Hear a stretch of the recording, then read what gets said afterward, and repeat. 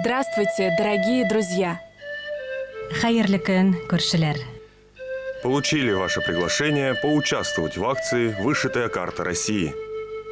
Миненек Пеквич Кевсь.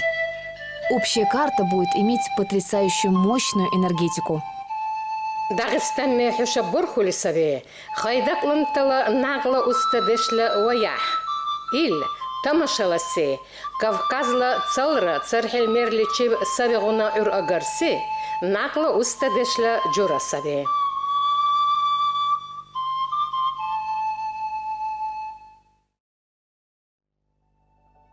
В октябре 2021 года у Чувашской республики появилась необычная карта «Вышитая». 21 район, 9 городов, река Волга, поля, леса. Получилось информативно и красиво. И сразу пришла идея – карта России будет поистине грандиозным проектом.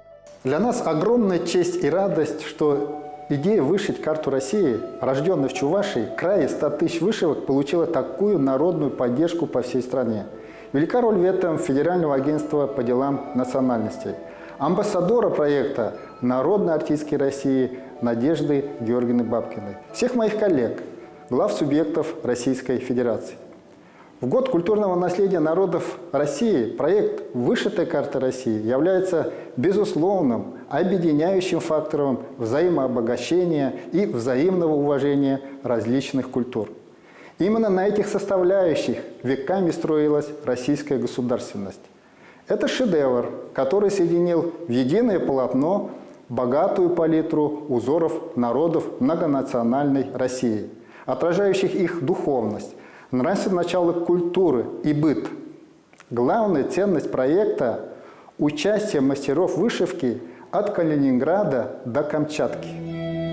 В год культурного наследия народов России этот проект приобрел особую значимость. В январе 22-го из Чебоксар во все концы полетели посылки. В каждой лекала в форме территории региона, канва для вышивки и пожелания от организаторов – не ограничивать фантазию мастеров. Ведь самобытная вышивка тем и удивительна, что по ней можно прочитать всю историю народа, узнать о его обычаях, традициях, отношениях с миром. Представления Вселенной у каждого народа были свои, а духовные ориентиры – общие для всех.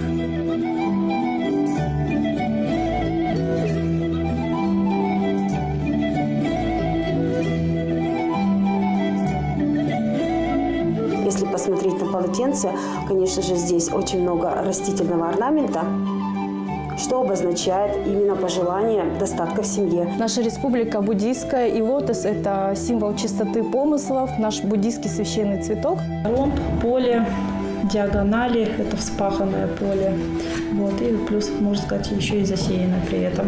Мы граничим с Китаем по реке Амур. Ее я изобразила, в отличие от русских орнаментов, да, орнаментов, вышитых крестом или набором, орнаментом, похожим на китайские и японские варианты. Вот этот орнамент обозначает воду.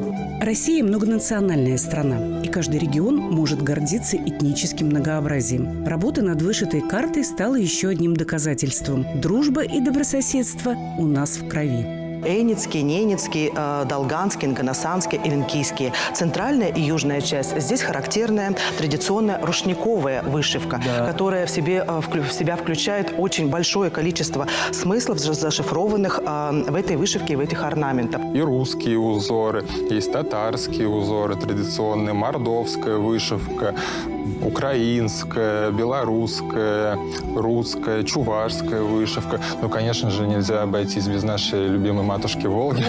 Да. На этапе обсуждения прошло достаточно много времени, так как они могли прийти к единому решению концепции.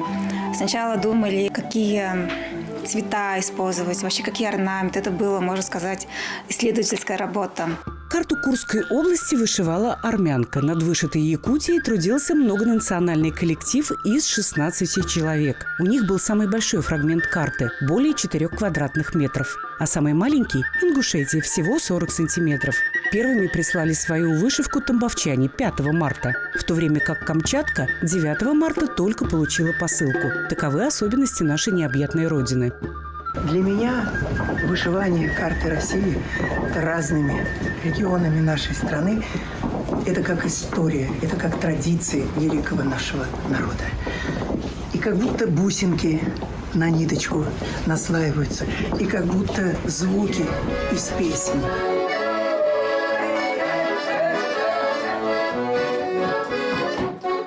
Понедельник,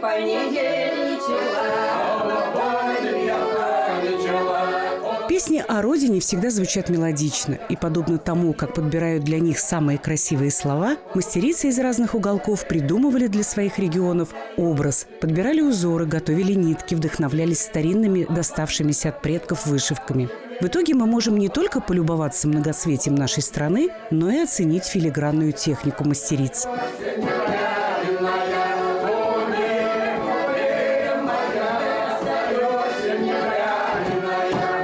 Для нашего северного края и Вологодской области я выбрала две техники. Это шов по письму, как наиболее древний шов, да, и вологодское стекло, которое как бы существует только в пределах Вологодской области. Есть у нас уникальная техника. Это иркутская гладь, которую мы не могли обойти вниманием, потому что она изобретена у нас в конце 90-х годов у нас в городе Иркутске, народным мастером Иркутской области. У меня сейчас сплошная вышивка, такая адыгская, золотое шитье, которое непосредственно характеризует технику вышивки наших адыгских умельцев. Техника, которая бытовала и которая была в вышитых изделиях в XVIII-XIX веке. Работа над вышитой картой России оказалась настолько захватывающей, что многие решили не останавливаться на достигнутом. Мы сделаем областную свою выставку вышитую, будем ее презентовать в июне тоже месяца на День образования Брянской области. Один за другим в Чебоксары приходили настоящие шедевры. Каждый фрагмент карты, каждое панно по нескольку раз разворачивали, любовались, фотографировали и пересылали друг другу с неизменным комментарием: «Посмотрите, какая красота!». Расшитые кусочки ткани не хотелось выпускать из рук. Такое от них шло тепло. Тепло согревает нас всех, объединяет. То есть я даже не знаю, как это передать. Это такое тепло и сердца, и души, и радости, и всего на свете. Это заставляет нас почувствовать, насколько мы все вместе едины. Тем более, когда карта эта срастется всеми пазлами. Мне кажется, сердце заходится от этой радости, что мы все едины. У нас такая огромная и большая страна. Это уникальная возможность прикоснуться к этой карте, внести свой вклад в создание великолепного полотна. Она действительно настоящий оберег для нашей многонациональной культуры всего российского народа. Мы очень рады, что эта карта останется на память нашим детям, внукам и правнукам. И они смогут воочию убедиться, что наша страна действительно великая и по территории, и по этническому разнообразию. И мы надеемся, что, разглядывая эту карту, они захотят тоже создать что-то грандиозное, оставить свой след в нашей истории и культуре. Вот он, новый символ России. По нему можно изучать географию, можно восхищаться его неповторимой красотой и уникальностью. Но главное, он будет служить напоминанием. Что бы ни происходило в жизни и в мире, мы всегда сможем сшить нашу страну верой друг в друга, надеждой на будущее и безграничной любовью к родине.